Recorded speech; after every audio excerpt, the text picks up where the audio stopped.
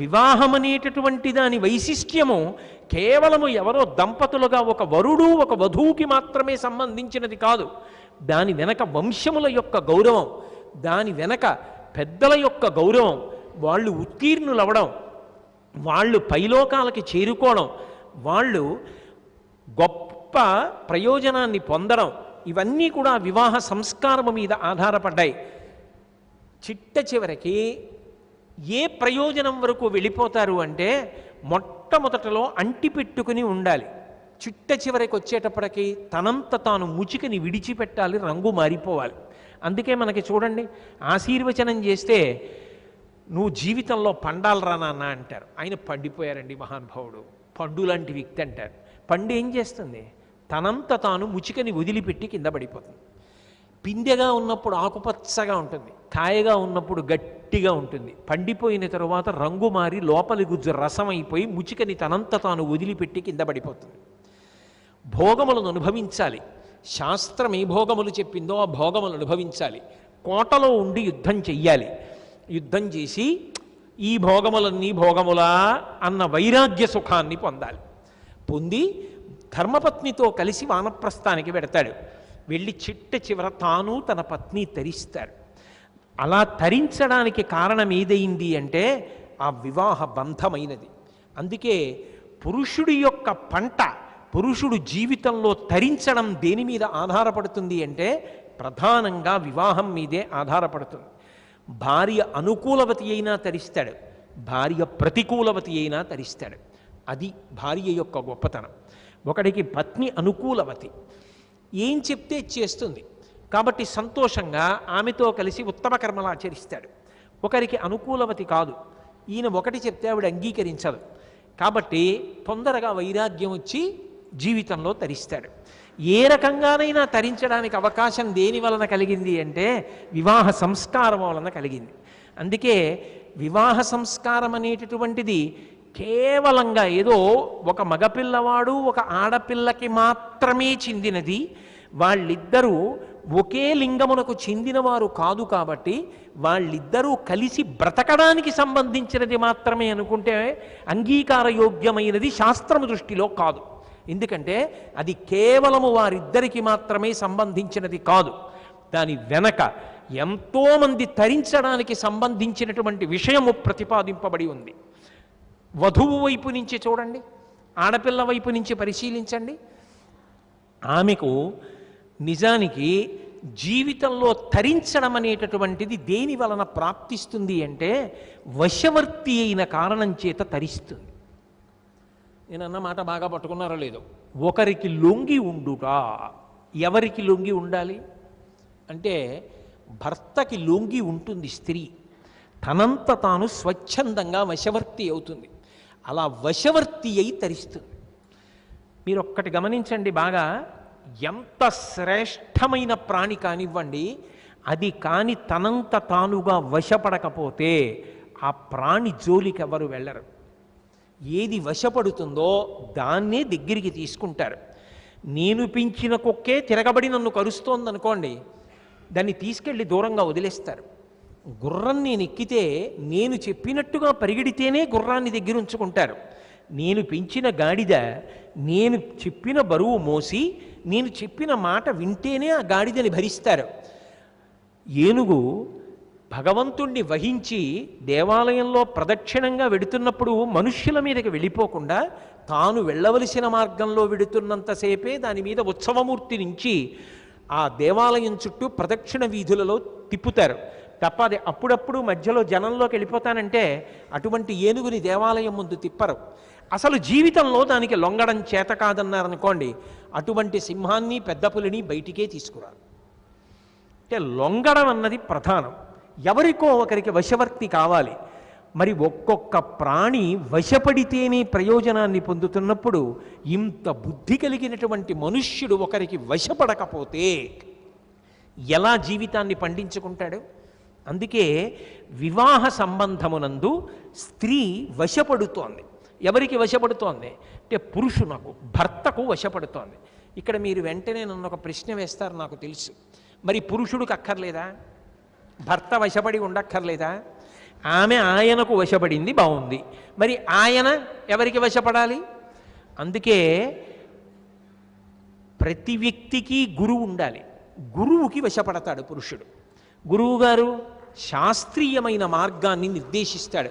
అందుకే మీరు చూడండి, వివాహ ప్రక్రియ యందు గురువుగారు వచ్చి కొన్ని మంచి మాటలు చెప్తారు. స్నాతక వ్రతము అన్న పేరుతోటి గురువు పురుషుడికి మార్గం చూపిస్తాడు. పురుషుడు గురువుకి వశవర్తి అయ్యాడు. ఈ పురుషుడి భర్త ఎవరైతే ఉన్నాడో, ఆ వరుడు ఎవరైతే ఉన్నాడో, ఆ భర్తకి భార్య వశవర్తి అయింది. ఇప్పుడు ఆమెకెవరు గురువు? భర్తయే గురువు. అందుకే సీతమ్మ రామాయణంలో యోమే భర్త సమే గురు తం నిత్యం అనురక్తాస్మి యథారూపాం సువర్చల అంటుంది. నాకు రాముడు భర్తయే కాదు, గురువు. దీనోవా రాజ్యహీనోవా యోమే భర్త సమే గురు. ఆయన దీనుడు కావచ్చు, రాజ్యహీనుడు కావచ్చు, నా భర్త నాకు గురువు. నేను ఆయనకు వశవర్తిని, ఆయనకి వశపడి ఉంటాను అంటుంది. అయితే మీరు ఇక్కడ ఒక మాట అడగచ్చు, ఏమండి మరి సంస్కారం అనేటటువంటిది స్త్రీకి కల్పించమని శాస్త్రములు ఎందుకు ప్రతిపాదించలేదు? గురువుగారి దగ్గరికి పురుషుడు వెళ్ళాడు, వరుడు వెళ్ళాడు. గురువుగారు ఏం చేస్తారు?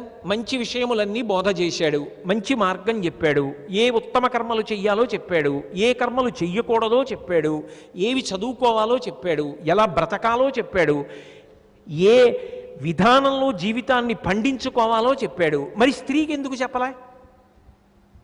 మరి స్త్రీని గురువు దగ్గరికి పంపించి చదువు చెప్పడం అన్న ప్రక్రియ ఎందుకు ప్రతిపాదింపబడలా? అప్పుడు స్త్రీల పట్ల పక్షపాత బుద్ధితో లేదా? ఇదో ప్రశ్న ఏర్పడచ్చు. మీరు అడగకుండా నన్ను నేనే వేసుకుని జవాబు చెప్తున్నా.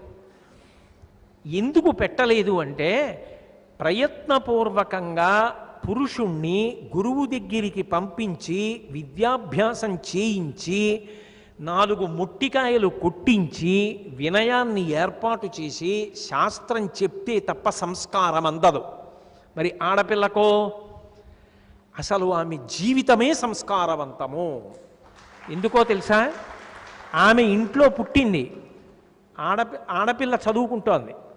అమ్మ విశేషంగా పడిశంతో ఉంది, పిల్ల చదువుకుంటోంది కదా అని తాను వీధిలోకి వెళ్ళి ఆవు పేడ కలిపి నీళ్లు కళాబీ చల్లుతోంది.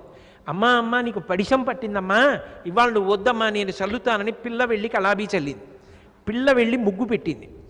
అమ్మ ముక్కు కారుతూ ఒళ్ళు వేడిగా ఉన్న వంట చేస్తోంది. అమ్మ నేను కూరలు తరిగిస్తానమ్మా అంది. అంటే ప్రత్యేకంగా గురువు దగ్గరికి పంపించవలసిన అవసరం లేకుండా తాను ఏ ఇంట్లో పుట్టిందో ఆ ఇంట్లోనే తన మనస్తత్వం రీత్యా ఆ సంస్కారమును పొందగలిగిన ప్రజ్ఞా విశేషము ఆడపిల్లకున్నది అని నమ్మిన దేశం ఈ దేశం. తప్ప ఆడపిల్లల్ని తక్కువ చేయడం అన్నది ఎక్కడా లేనే లేదు. పురుషుణ్ణి పంపించారేమో విద్యాభ్యాసానికి గురువు దగ్గరికి, ఆడపిల్లని పంపవలసిన అవసరం లేదనడానికి కారణం అది. అంతేగాని చదివించవద్దని ఎక్కడా చెప్పాల. సంస్కారవంతములు వాళ్ళ జీవితం. ఎందుకంటే తెల్లవారి లేస్తే వాళ్ళు అన్నయ్యకి, తమ్ముడికి, తండ్రికి, తల్లికి ఎప్పుడు కష్టంలో పంచుకుంటూ ప్రేమ పంచుతూ అలాగే ఉంటుంది వాళ్ళ స్వభావం. ఎంత కోట్లకి పడగలెత్తిన ఇంటికి ఆమె కోడలుగా వెళ్ళనివ్వండి, ఎంత నిరుపేదవాడు అన్నదమ్ముడు కానివ్వండి, ఆ ఇంట్లో శుభకార్యం జరుగుతుంటే ముందు పరిగెత్తుకొచ్చేది ఎవరంటే అక్క చెల్లెలే వస్తుంది. తాను అన్ని నగలు పెట్టుకుంటే వదిన చిన్నపుచ్చుకుంటుందని, తాను పట్టు చీర కట్టుకుంటే వదిన చిన్నపుచ్చుకుంటుందని అవి తెచ్చుకోకుండా కట్టుకోకుండా తాను కూడా నూలు చీర కట్టుకుని వదినతో పాటు తిరిగి అన్నదమ్ముడి వెనకాతలే కూర్చొని హారతి పళ్ళెం పట్టి 11 రూపాయలు వేస్తే కనకాభిషేకం చేసినట్టుగా మడత పెట్టి బొడ్డులో పెట్టుకొని అన్నయ్య పెట్టిన 30 రూపాయల చీర కట్టుకుని నమస్కారం పెట్టి వెళ్ళి మా అన్నయ్య పెట్టిన చీర అని 10,000 మందికి చూపించగలిగిన ఉత్తమ సంస్కారము ఆడపిల్లకి పుట్టుకతో వస్తుంది. అందుకు ఆమెని ప్రత్యేకంగా గురువు దగ్గరికి పంపలేదు. కానీ ఆమె కూడా జీవితంలో సౌభాగ్యాన్ని ఉన్నతిని పొందాలి అంటే వశవర్తి కావాలి, ఒకరికి వశపడి ఉండాలి. ఎవరికి వశపడాలి అంటే ఒక బుద్ధిహీనుడికి అని శాస్త్రాలు ఊహ చెయ్యలేదు. ఆయన గురువు దగ్గర మంచి మాటలు నేర్చుకున్నవాడు సంస్కారవంతుడు అని ఊహ చేశాయి. కాబట్టి భర్తని గురువుగా స్వీకరించి ఆయనకు ఆమె వశవర్తి అయింది, ఆయన గురువుకు వశవర్తి అయ్యాడు. ఇప్పుడు వీళ్ళిద్దరినీ ఒక బంధంతో కలపాలి. ఒక సంస్కారంతో కలపాలి. ఏ సంస్కారంతో కలపాలి? ఏ సంస్కారము చేత జీవితాంత వశవర్తిని చెయ్యాలి? ఏ సంస్కారము చేత గురువు చెప్పిన మాటలతో భార్యని ఉద్ధరించుకోగలిగిన ప్రజ్ఞాశాలిగా పురుషుణ్ణి తీర్చిదిద్దాలి? ఏ బంధము చేత, ఏ సంస్కారము చేత వీళ్ళిద్దరినీ ముందుకు నడిపించాలి అంటే అది వివాహ సంస్కారం. అందుకని వివాహానికి అంత వైశిష్ట్యం వచ్చింది, అంత గొప్పదైంది వివాహ సంస్కారం. కాబట్టి ఇప్పుడు వశవర్తి అవుతోంది వివాహంలో. అంతేకాదు, ఆమెకు ధర్మం ఏర్పడింది. ఏమిటి ఆ ధర్మం? పతిని అనుగమించుట ఒక్కటే ఆమె ధర్మం. మీరు ఎప్పుడూ ఒక మాట బాగా జ్ఞాపకం పెట్టుకోవాలి. ఏ కథలు చదివినా మీకు తేలికగా అర్థమవుతాయేమో కానీ పతివ్రతల కథలు చదివితే ఎవరికైనా చికాకేస్తుంది. నేను ఉన్నమాట చెప్తున్నా. ఎందుకనో చెప్పనా? ఒక పతివ్రత చాలా కష్టపడి కుష్ఠరోగంతో ఉండి చీవు కారిపోయి వేళ్ళు ఊడిపోతున్న వాడికి అన్నం పెడుతుంది, కన్న తల్లిలే. ఆయన వేశ్యాగృహంలో ఎక్కడో వేసి ఉంది, నన్ను అక్కడికి తీసుకెళ్ళు అంటాడు. ఈవిడ బుట్టలో పెట్టుకుని ఆయన్ని పట్టుకెడుతుంది. ఆమె పతివ్రత. ఇది నా మనవడికి చెప్పాను అనుకోండి, తాత బుద్ధుందా, ఏమిటి తాత ఈ కథలు అని అడుగుతాడు. కానీ మీరు దాన్ని జాగ్రత్తగా అర్థం చేసుకోవాలి. ధర్మము అన్న మాటకు అర్థం ఏమిటో తెలుసా? నా వైపు నుండి నేను చెయ్యవలసినది. నా ధర్మం అవతల వారి బట్టి మారదు. ధర్మం అంటే నా వైపు నుండి చెయ్యవలసినది. తండ్రిని సేవించవలెను. మా నాన్నగారు ఆస్తిలో నాకు 10,000 తక్కువ ఇచ్చారండి కాబట్టి నేను ఆయన్ని పిలవను అనడానికి వీల్లేదు. కొడుకుగా నీ ధర్మం నువ్వు చెయ్యాలి. ఉద్యోగిగా నువ్వు చెయ్యవలసింది నువ్వు చెయ్యాలి. భర్తగా నేను చెయ్యవలసింది చెయ్యాలి. తండ్రిగా నేను చెయ్యవలసింది చెయ్యాలి. కొడుకుగా వాడు నా మాట వినకపోతే నాకు సంబంధం లేదు. నా ధర్మం నీ చేశానా లేదా? అందుకే ధర్మము కర్తవ్యం, ధర్మము శాంతికారకము. నేను చెయ్యవలసింది చేశానా లేదా? అయిపోయిందంతే అక్కడతో. కర్తవ్యం దైవమాన్నికం. వచ్చాడు మహానుభావుడు విశ్వామిత్రుడు, లేపాడు. రామా, తెల్లవారుతోందయా. కౌసల్యా సుప్రజా రామ పూర్వా సంధ్యా ప్రవర్తతే ఉత్తిష్ట నరశార్తూల కర్తవ్యం దైవమాన్నికం. లేవయా, సంధ్యావందనం చేయి. చేయకపోతే గుండెలు బాదుకోడు విశ్వామిత్రుడు. మళ్ళీ మధ్యాహ్నం చెప్తాడు, మళ్ళీ సాయంకాలం చెప్తాడు, దగ్గర ఉన్నన్నాళ్ళు చెప్తాడు. ఎప్పుడూ రాముడు సంధ్యావందనం చేయకపోతే తాను అలా నవ్వుతూ తన సంధ్యావందనం తాను చేసుకుని అందరికీ అదే చెప్తూ ఉంటాడు. కౌసల్యా సుప్రజా రామ పూర్వా సంధ్యా ప్రవర్తతే ఉత్తిష్ట నరశార్తూల కర్తవ్యం దైవమాన్నికం. లేవయా, సంధ్యావందనం చేయి. చేయకపోతే గుండెలు బాదుకోడు విశ్వామిత్రుడు. మళ్ళీ మధ్యాహ్నం చెప్తాడు, మళ్ళీ సాయంకాలం చెప్తాడు, దగ్గర ఉన్నన్నాళ్ళు చెప్తాడు. ఎప్పుడూ రాముడు సంధ్యావందనం చేయకపోతే తాను అలా నవ్వుతూ తన సంధ్యావందనం తాను చేసుకుని అందరికీ అదే చెప్తూ ఉంటాడు. తాను చెయ్యవలసింది తాను చెయ్యాలి. అవతలవాడు దాన్ని పట్టుకున్నాడా పట్టుకోలేదాతో తనకి సంబంధం ఉండదు. తాను చెయ్యవలసినది తను చేసేస్తే ధర్మం. అవతలవాడిని బట్టి చేస్తానండి అంటే ధర్మం కాదు. అది అలా ఎలా అవుతుంది ధర్మం? నువ్వు భర్త, మా ఆవిడ పెంకిదా, మాట విందా, భర్తగా నేను భర్త ధర్మం, కూతురు తండ్రి ధర్మం, నా కొడుకు తండ్రి ధర్మం, నేను కార్యాలయానికి వెడితే నా ఉద్యోగి ధర్మం, సమాజంలో పౌరధర్మం. ధర్మము నిరంతరము మారిపోతుంది. ఇప్పుడున్న ధర్మం నేను ఈ వేదిక దిగిపోతే ఇంకొకలా ఉంటుంది ధర్మం. ఒక్కొక్క చోట ఒక్కొక్క ధర్మం. మారిపోతున్న ధర్మాన్ని ఎప్పుడూ కూడా పట్టుకుంటూ ఉండాలి. ఎందుకో తెలుసా? మీకు తేలిగ్గా అర్థం అవ్వాలంటే 2 మాటలు ఉంటాయి. బీయింగ్, బికమింగ్ అని 2 మాటలు ఉంటాయి ఇంగ్లీష్లో. బీయింగ్ ఆత్మ, దానికి ఏ మార్పు ఉండదు, అది ఇప్పుడు అలాగే ఉంటుంది. బికమింగ్ జీవుడు. ఇప్పుడు నేను ప్రవచనం చేస్తున్నాను, కిందకి దిగి వచ్చేస్తే ఆయనకో స్నేహితుడిని, ఆయనతో స్నేహధర్మంగా మాట్లాడతాను. నా భార్య దగ్గర భర్తృధర్మంతో మాట్లాడతాను, ఆ అమ్మాయి దగ్గర పితృధర్మంతో మాట్లాడతాను. ఒక కూతురుగా చూస్తాను కాబట్టి. ఎవరి దగ్గరికి వెళ్ళి నిలబడితే అక్కడ మారిపోతూ ఉంటాను. ఎలా నేను ఉండాలో అలా ఉండడం ధర్మం. అలా ఉండకపోతే అవతల వారిని బట్టి నేను అలా ఉండట్లేదండి అంటే ధర్మం కాదు.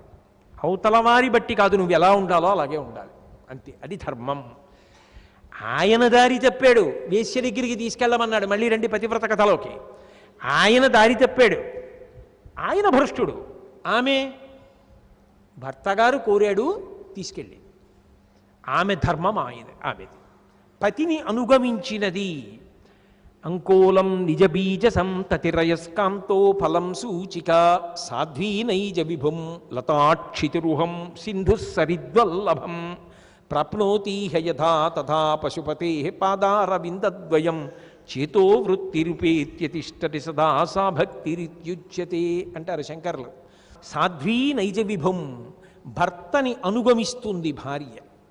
ఇప్పుడు ఆమెకు ప్రత్యేకంగా యజ్ఞము, యాగము, పురాణ పఠనము ఇవి ఉన్నాయా లేవా అన్నదానితో సంబంధం లేదు. ఆమె రామనామం రాసుకుంది. ఎప్పుడు రాసింది? ఆయన పూజకి ఏర్పాటు చేసి ఆయన పూజ చేసుకొస్తే పలహారం వండి పెట్టింది, ఆయనకి భోజనం వండి పెట్టింది, ఆయనకి పలహారం చేసి పెట్టింది, పరమేశ్వరుడికి బాలభోగం చేసేసింది, ఆయనకి భోజనం పెట్టింది, పరమేశ్వరుడికి మహానైవేద్యం పెట్టేసింది, ఆయన పడుకుంటే పాట పాడింది, ఏకాంత సేవ చేసేసింది, పిల్లలకి స్నానం చేయించింది. ఇన్ని చేయిస్తూ తన కర్తవ్యం చేస్తూ మధ్య మధ్యలో రామరామ రామరామ అనుకుంటోంది. ఆమె సహాయం లేకుండా ఆయన పూజ చేయలేడు. ఆమె ఇక్కడ ఈ పనులు చేయకపోతే ఎలా? పలహారం ఎవరు చేసి పెడతారు పూజ చేసుకొచ్చే? అందుకే ఆయన చేసిన పుణ్యంలో సగం ఆవిడ ఖాతాలో వేసేస్తారు. ఆవిడ చేసిన పుణ్యంలో భర్తకి ఇవ్వరు. ఎందుకు ఇవ్వరంటే నీకు కావలసినవి ఆమె చేస్తూ ఆమె మిగిలిన కాలాన్ని భగవత్ సేవకి వాడింది. వంట చేస్తూ భగవన్నామం చెప్పుకుంది. ఇప్పుడు ఆ భగవన్నామోచ్చరణ ఫలితం ఆమెకి, కానీ నేను చేసిన పూజలో ఫలితం ఆమెకి సగం. అది వివాహ బంధం. అందుకే ధర్మము అన్న మాటలో నిజానికి మహాపుణ్యాత్ముడు భాగవతోత్తముడైనటువంటి వ్యక్తికి ఒకరు భార్య అయ్యారనుకోండి, ఆమె పొందేటటువంటి పుణ్యం అనంతం. అది చెప్పడం ఎవరికీ సాధ్యం కాదు. ఇద్దరి శరీరాలు ఒకసారి పడిపోయి అనుకోండి, నిక్కచ్చిగా చెప్పాలంటే ఆమె ఖాతాలో ఎక్కువ పుణ్యం ఉంటుంది. ఎందుకంటే ఇటువైపు నుంచి సగం వెళ్ళి ఆమె ఎక్కడో అక్కడ ఏదో ఏ రామనామమో మళ్ళీ చెప్తూ ఉంటుంది కాబట్టి ఆమె ఖాతాలోనే ఎక్కువ పడిపోతుంది.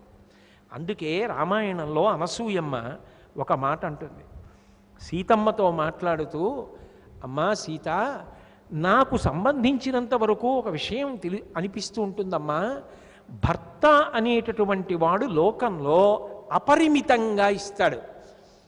మిగిలిన వాళ్ళు పురుషులై ఏ అనుబంధంతో స్త్రీతో ఉన్నా ఎవరిచ్చినా మితంగానే ఇస్తారు. నాతో విశిష్టం పశ్యామి బాంధవం విమృశంత్యహం సర్వత్ర యోగ్యం వైదేహి తపకృతమిహావ్యయం. ఎంత పెద్ద మాట అందండి. అనసూయమ్మ కాబట్టి అంది. ఎవరనగలరో వాళ్ళతో అనిపించారు వాల్మీకి మహర్షి, లేదా వాళ్ళు అన్నది అంత అద్భుతంగా అందించారు. నాతో విశిష్టం పశ్యామి, భర్త కన్నా గొప్పవాడు నాకు కనబడలేదమ్మా సీతమ్మ. ఎందుకని? అన్నగారు ఉన్నాడు, మంచి భర్త రావాలని నోము చేయిస్తాడు, వ్రతం చేయిస్తాడు, పువ్వులు అట్టుకొస్తాడు, పసుపు పట్టుకొస్తాడు, కుంకం పట్టుకొస్తాడు, గాజులు అట్టుకొస్తాడు, అక్షతలు అట్టుకొస్తాడు, పురోహితుడిని తీసుకొస్తాడు. తండ్రి ఏవో నోములు వ్రతాలు చేయిస్తాడు. మిగిలిన బంధువులు ఏవో ఉపకారాలు చేస్తారు. భర్త ఆమె జీవితానికి గొప్ప శాంతినిచ్చాడు. అంతేకాదు, ఆమెకి పరిపూర్ణత, మాతృత్వం భర్త గారి వలన పొందింది. అమ్మా అని పిలిపించుకుంది. ఆయనకి భార్య అయింది. ఆమె తనంత తానుగా ఏదీ చేయకపోయినా ఆమె జీవుడి ఖాతాలో అనంతమైన ఫలితం వచ్చి పడిపోయింది. ఆయన చేస్తున్నదంతా, ఆయన తపస్సు, ఆయన జ్ఞానము, ఆయన సాధన, ఆయన ఉత్తమ కర్మలు అన్నీ సగం పనిచేసుకుంది. ఎవరిచ్చారమ్మా? తండ్రి ఇచ్చాడా? అన్నదమ్ములు ఇచ్చారా? బంధువులు ఇస్తారా? భర్త ఒక్కడేనమ్మా. ఆయన ప్రమేయం లేదు. ఆయన నీళ్లు విడిచిపెట్టక్కర్లేదు. ఆయన చేసిన ప్రతి పుణ్యకర్మలో సగం వస్తోంది, పాపకర్మతో సంబంధం లేదు. కాబట్టి నాతో విశిష్టం పశ్యామి బాంధవం విమృశంత్యహం సర్వత్ర యోగ్యం వైదేహి తపకృతమిహావ్యయం. ఎంత పెద్ద మాట అండి. తాను చేసిన తపస్సు తనతోనే ఉన్నట్టుగా ఉత్తముడైనటువంటి భర్తకి భార్య అన్న మాట ఉందే, అనుబంధం ఉన్నదే, ఆ వివాహ బంధం ఉన్నదే, సంస్కారమునందు ఒకటవడమున్నదే, ఆ సంస్కారము చేత ఆయన పుణ్యంలో సగానికి వారసురాలైపోయింది. ఆ సంస్కారము వలన వచ్చింది. ఏ కారణానికి వచ్చి కూర్చున్నా, పక్కన కూర్చున్నా భార్య కానినాడది అందదుగా. కడుపున పుట్టిన కూతురుకైనా భాగ్యం లేదుగా, ఇంటిని మిట్టిన కోడలకైనా భాగ్యం లేదుగా. ఆమె తనంత తాను చేసుకున్నది ఏదీ లేకపోయినా ఆయన చేసిన దాంట్లో సగం వెళ్ళిపోయిందిగా. ఎంత తపస్సుకి రాశీభూతమయ్యాడమ్మా భర్త. ఇప్పుడు పతిని అనుగమించి ఆమె అంత వైభవాన్ని పొందుతోంది. ఆమెని గుండెల్లో పెట్టుకొని పురుషుడు తరించిపోతున్నాడు. ఇది ఎలా కలిసింది ఈ అనుబంధం? వివాహ సంస్కారము వలన కలిసింది. అది వివాహము యొక్క వైశిష్ట్యం. కేవలం ఏదో ఒక మగపిల్లాడు ఒక ఆడపిల్ల కలుసుకోవడం వివాహమని ఈ శాస్త్రములు చెప్పలా, ఈ దేశం చెప్పలా. వాళ్ళ జీవితాలు తరించడం దాని మీద ఆధారపడింది. ఆయన పుణ్యంలో భాగం వెళ్ళిపోతోంది. యోగ్యురాల్ని కట్టబెడతారు తీసుకొచ్చి. అందుకే రథచక్రాలు రెండు బాగుంటేనే కదా. అందుకే ఆమె ధర్మమంతా ఆయన మీద ఆధారపడింది. ఆమె పాపం ఎంతో మంచి స్వభావం ఉన్నదే, ఆమె ఎందు దోషం లేదు, ఆమె తరిస్తుంది. కానీ వాడు నీచుడు, కానీ ఆమె కీర్తి ప్రకాశించదు. నేను అన్నమాట బాగా పట్టుకున్నారో లేదో. రాముడికి ఇల్లాలు సీతమ్మ, రావణుడికి ఇల్లాలు మండోదరి. మండోదరి మహాపతివ్రత, సీతమ్మ మహాపతివ్రత. ఏ గ్రేడ్ పతివ్రత, బి గ్రేడ్ పతివ్రత ఉండరు. పతివ్రత అంటే పతివ్రత అంతే. ఇద్దరూ మహాపతివ్రతలే. ఇద్దరూ మహాపతివ్రతలైతే ఇద్దరిది సమాన స్థాయి. మండోదరికి దేవాలయం ఉందా? మండోదరిని వేదిక మీద పెడతారా? పెట్టాలంటే పక్కన రావణుండి పెట్టాలి, అందుకని పెట్టరు. మరి సీతమ్మని ఎందుకు పెట్టారు? భర్త రాముడు కనుక, రాముడు ధర్మాత్ముడు కనుక. సీతమ్మ జీవితం ఎందుకు తరించింది అంటే రాముడు భర్త అయ్యాడు కనుక. మండోదరి ఎంత పతివ్రత అయినా ఎందుకు ఈ సంతోషాన్ని పొందలేకపోయింది? ఈయన లాంటి వాడు రావణుడు కాడు కనుక. అంటే ఇప్పుడు ఒక స్త్రీ ఎంత ఉత్తమురాలైనా ఆమె కీర్తికి కారణం ఎవరవుతున్నారు? పురుషుడు అవుతున్నాడా? అందుకని ఎవరు పడితే వాళ్ళు కలుసుకోవడానికి వీల్లేదు భార్యాభర్తలుగా. నిర్ణయించవలసినది పెద్దలు. నీకేం తెలుసని ఎంచుకుంటావు జీవిత భాగస్వామిని? ఏ పరిపక్వత ఉందని ఎంచుకుంటావు? అది ఎంచవలసిన వాళ్ళు పెద్దలు ఎంచాలయా అనడానికి కారణం అది. కాబట్టి ధర్మము, అర్థము, ఇందాక మీతో మనవి చేశాను కదా, అసలు భర్త గారికి కావలసిన సమస్త ఐశ్వర్యం కొడుకుని కూతుర్ని ఆమెయే ఇస్తోంది, పుణ్యాన్ని ఆమెయే ఇస్తోంది. ఆమె పొందుతున్న అర్థం ఏమిటి అంటే ఆయన సంతోషం ఉందే, ఆయన నువ్వు నా జీవితంలో భార్యగా రావడమేనో ఆయన అదృష్టం అనొక్క మాట అన్నాడు అనుకోండి, ఆమెకి కనకాభిషేకమే. ఎంత సంతోషపడిపోతుందో. ఏమక్కర్లేదు, ఆయన ఒక్క మాట అంటే చాలు ఆమె పొంగిపోతుంది. అది లేదనుకోండి ఆమె సంతోషాన్ని పొందలేదు. అందుకే అసలు పురుషుడికి అర్థము ఆమెయే. అంతేకాదు, మీరు ఒకటి బాగా జ్ఞాపకం పెట్టుకోవాలి, అసలు ఇంటికి అధిపతి ఎవరో తెలుసా? ఆమెయే. ఎలా చెప్తున్నారు మీరంటారేమో. ఆమెకి గొప్ప ఐశ్వర్యాన్ని కట్టబెడతాడు పురుషుడు. ప్రధాన హోమం అయిపోయిన తర్వాత, ప్రవేశ హోమం అయిపోయిన తర్వాత కొన్ని హోమాలు చేస్తారు. ఆ హోమాలు చేసేటప్పుడు ఇంటికి తీసుకెడతాడు, అంటే తన ఇంటికి తీసుకెళ్ళిపోతాడు సప్తపది అయిపోయిన తర్వాత. ఆ ప్రవేశ హోమం సమయంలో ఒక మాట అంటాడు భార్యతోటి, సామ్రాజ్ఞీభవా అంటాడు. నా ఇల్లు కాదు నీ ఇల్లు, ఇక నేను కాదు నువ్వు లేని జీవితం నాకు లేదు, నన్ను శాసించు. నేను ఎప్పుడైనా పొరపాటు చేస్తున్నాననిపిస్తే అలా చేయకండి, ఇలా వేలు చూపించు, నీకు అధికారం ఇస్తున్నాను. అంతేకాదు, మా అమ్మ నీకు అత్త, మాతృపంచకంలో ఒకతే. ఇక పైన నా అక్క చెల్లెళ్ళు నీకు వదినలు, మా అన్నగారు నీకు బావగారు. అలా నా వైపు వారందరూ నీవారే, నా ఇల్లు నీ ఇల్లే. ఇంతకుముందు నీకు పుట్టింట్లో కొంతమంది, ఇప్పుడు నా వాళ్ళందరూ నీ వాళ్ళే. నీ బలగం దిగుడం బహుళం అయింది, ఇంత గొప్ప సంపదని పొందావు. సామ్రాజ్ఞీభవ, నువ్వు ఇంటి ఐశ్వర్యమునకంతటికీ కారకురాలివి. ఇక నువ్వే నా లక్ష్మి, నీ వలననే నేను వృద్ధిలోకి వస్తాను. ఇప్పుడు చెప్పండి, ఇంత అర్థమును కట్టబెట్టిన వాడెవరు? ఆమె పొందుతోందా లేదా? పుట్టినింట్లో ఆమె ఒక్కతే అయి ఉండొచ్చు, కానీ ఒక పురుషుణ్ణి కట్టుకున్న కారణం చేత ఆమెకు ఎంతమంది కొడుకులు, ఎంతమంది కోడళ్ళు, అమ్మగారని వెంట తిరిగేవాళ్ళు ఎంతమందో, ఆమె వయసుతో సంబంధం లేకుండా ఎంతమందికి తెల్లయిందో. ఆ తల్లితనాన్ని పొంది అంతమంది చేత గౌరవింపబడుతోందంటే ఒక పురుషుడికి ఇల్లాలై కదూ. ఆయన 10 మంది చేత గౌరవింపబడే వ్యక్తి అనుకోండి, వాళ్ళిద్దరూ కూర్చుంటే ఆయనకే దండం పెడతారా, ఆవిడికి కూడా దండం పెడతారా? ఆవిడికి దండం పెడతారు. ఎక్కడి నుంచి వచ్చింది ఆ మర్యాద? ఆయనకి ఇల్లాలై కాదు పొందింది,